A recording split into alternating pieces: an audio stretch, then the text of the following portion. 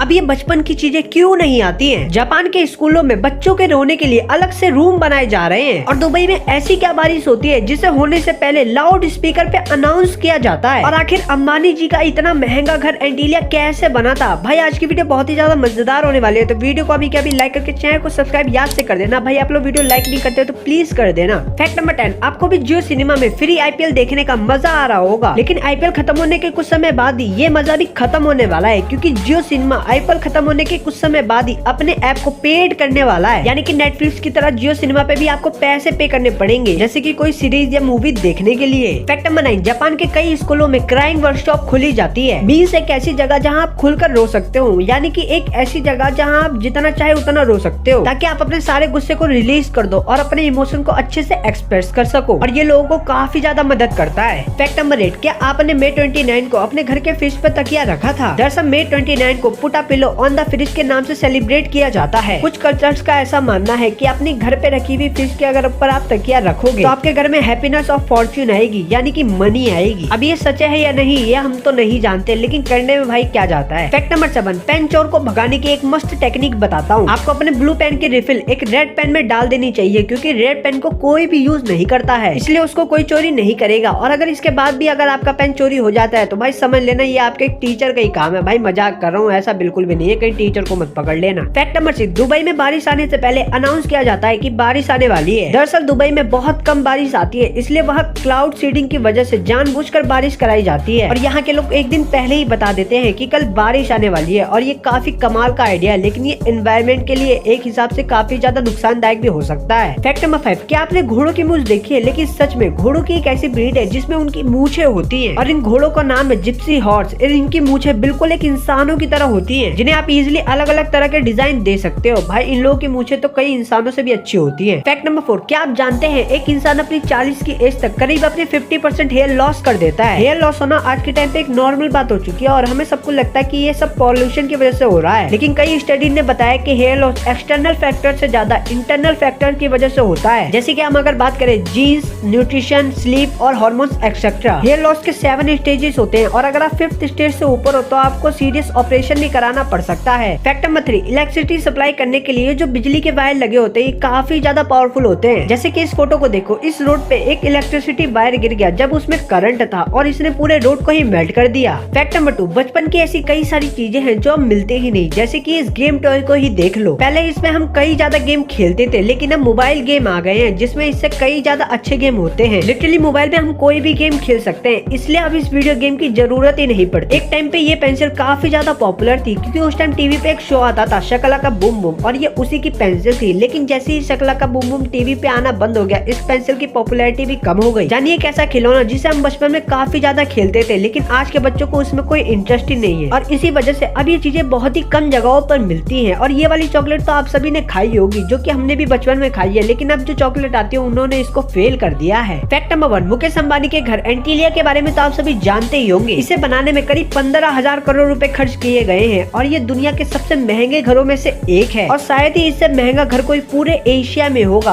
क्योंकि इस घर में हर एक छोटी से छोटी चीज का डिटेल का ध्यान रखा गया है। इस घर को बनाना करीब 2004 में शुरू किया गया था, और ये खत्म होते होते 2010 तक खत्म हुआ था, यानी कि इसे बनने में करीब 6 से 7 साल तक का समय लग गया था। लेकिन इसके बनने के बाद 1 साल बाद यानी कि 2011 में अंबानी परिवार इसमें रहने गया था, क्योंकि ऐसा कहा जाता है कि इस घर में 1 साल तक वास्तु को लेकर कोई प्रॉब्लम था, और इसे ठीक करने के लिए उन्हें 1 साल का समय लग गया, और उसके बाद उस घर में रहने चले गए। और इस घर के कुछ ही पिक्स अवेलेबल है। जाहिर सी बात है ये किसी का घर है, तो इसलिए प्राइवेसी के हिसाब से इस घर की ज्यादा इंटीरियर पिक्स किसी भी जगह पे अपलोड नहीं की गई है, और ये अंदर से काफी ज्यादा कमाल का दिखाई देता है।